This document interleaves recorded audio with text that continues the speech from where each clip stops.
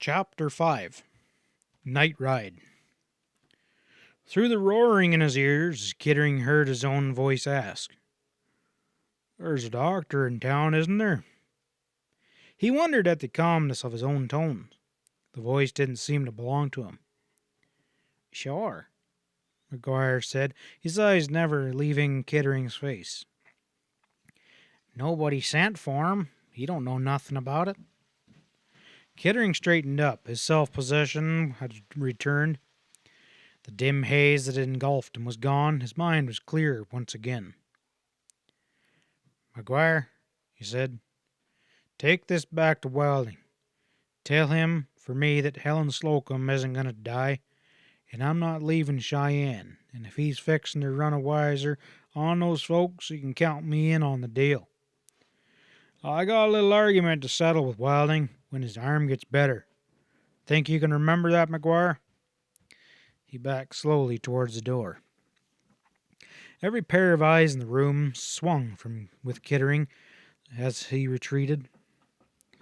The rider kept them fixed with his own eye, waiting, watching for any subtle move. His own hand swung low, curved fingers close to the checkered butt of his gun. He stopped at the door, standing poised for a second, and then wheeled like a flash and sprang into the darkness. As the saloon behind him burst into frenzied life, Kittering threw Patch's reins about his head, and, with a fierce, "Go on, Patch," slapped the pony on his pattered rump. The horse made a wild leap forward and then thundered down the road, and Kittering dove for the alley alongside the saloon as the men poured through the doors and stood pressed against the wall, ears alert for every sound. Streaks of vivid fire cut through the dark. 6 guns banged into the fleeting horse's direction, and there was a wild scramble for mounts. And then a second later, the shouting cavalcade roared down the street in thunderous pursuit. High Springs came to life. Windows were flung up, and a babble of excited voices began hurling questions and answers.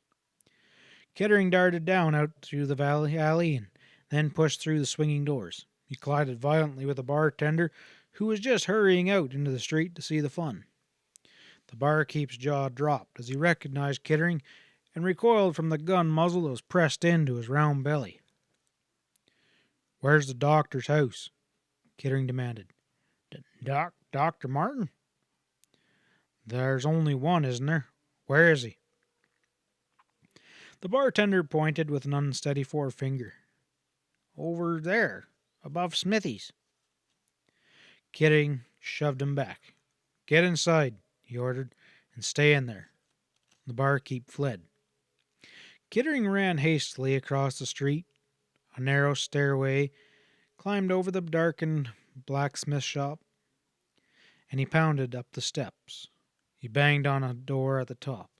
It was opened at once by a stocky, middle-aged man with a broad, pleasant face. He regarded the panting cowboy without alarm. "Dr. Martin?" "Yes?" "Can you ride out with me pronto? It's important." "Somebody hurt in that ride I just heard?" "No." "Well, who's sick?" the doctor asked, turning back to get his bag. "Helen Slocum. Hurry up, Doc." "The homesteader's daughter?" Dr. McGuire inquired, coming out with his hat on and his bag in his hand. "What's wrong?" Kittering led the way down the steps. "She's been hurt. She's been shot," he explained. The doctor muttered, "Shot? Oh." but asked no further questions as they turned into the stable. "Can you lend me a bronc?" Kittering asked. "Mine's carrying a message for me." Dr. Martin gave him a puzzled look, but replied only, "Yeah, there's a horse here that you could borrow." They swung out of the stable and raced down the street together. Kittering saw a flashing glimpse of the bartender's fruited face peering over the swinging doors as the lights of the saloon wheeled past. The voices of the excited townfolk and the dark bulk of the buildings dropped behind. Their horses' hooves pounded with a dull rhythm on the open plain. Far ahead was the yet invisible bulk of the hills, and on either side the flat sage country rolled away in the warm darkness to where the sky dropped down into a long curve and shut it out like a curtain spangling with bright points of light. A mile spun away beneath the pony's flying hooves, in another to the steady drum and the squeak of leather and the rhythmic heaving of the horses' barrels. Then Kittering called out and checked his horse, and Dr. Martin pulled his own mount to a standstill. What is it? The doctor asked. Kittering leaned over listening. His quick ears had heard the sound of hooves. "Doc," he said hastily, "there's a bunch of riders coming this way. The ones you heard pulling out just a little while ago. They're coming back, and some of them are lazy Bar X hands, but they're not exactly friendly towards the Slocums. I think I'd better ride on out and head them off while you swing around and keep going." Wait a minute, the doctor said. You're heading for trouble. "Oh, not much. My horse is much fresher than theirs. I'll meet you at Box Elder." Before you go, Dr. Martin said, tell me one thing. Who was it that shot Helen Slocum? "I did, Doc. That's why you gotta get out there pronto, and I'm not letting anyone stop you. So long." He was gone in a rapid drumming of hooves. Dr. Martin, recovering with the surprise of this exit, heard the sound of Kittering's horse dwindle in the distance and faintly the approaching sound of many riders. And suddenly there was a sharp outbreak of shouts and the vicious crack of a pistol shot and a new frantic pounding of hoofs in flight and pursuit. The doctor urged his horse into a gallop. Some 4 hours later, stiff and tired, he lurched out through the rough log doorway of the Box Elder cabin to join Slocum in the dooryard.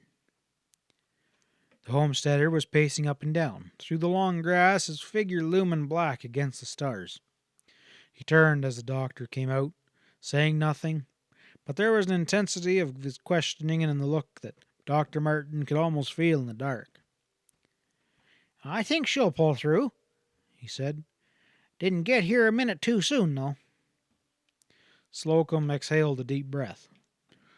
"Doc," he said, raising one hand towards the physician, "I ain't got a cent to pay you with, but I'll—" "Oh, never mind," the doctor broke in. "Just so's as I got here in time. She'd have died, though, Slocum, and I don't place a fee above a life." "Say," the homesteader exclaimed, "I've forgot. How did you get here? I mean, who told you? It only happened this morning."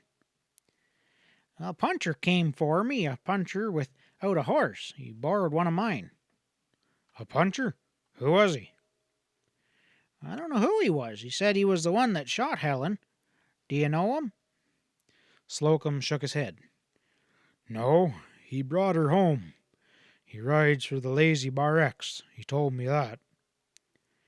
"Well, that's funny," the doctor mused. "He must have had a run-in with them, because I don't think he was on friendly terms with them any more." He then told Slocum briefly the incidents of the night. "Well," the homesteader shrugged, "I reckon he got scared when he found out who he'd shot. I don't know." Dr. Martin caught up his horse's reins.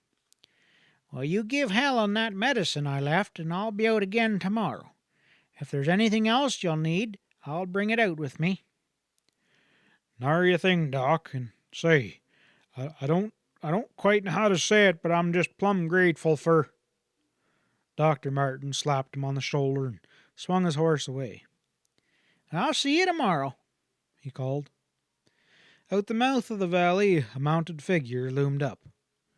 "Doc," said Kittering's voice. "Oh, hello." "Doc, how is—" "Oh, she's getting well," the doctor said. "What happened to your friends?" "I lost them.